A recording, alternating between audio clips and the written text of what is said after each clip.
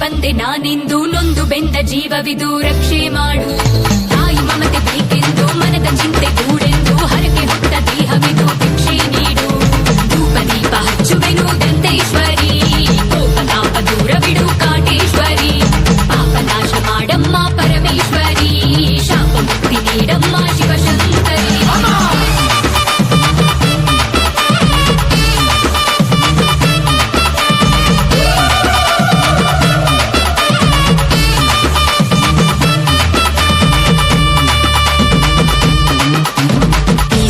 ಸೌಂದರ್ಯ ಸೌಭಾಗ್ಯ ದೇವತೆ,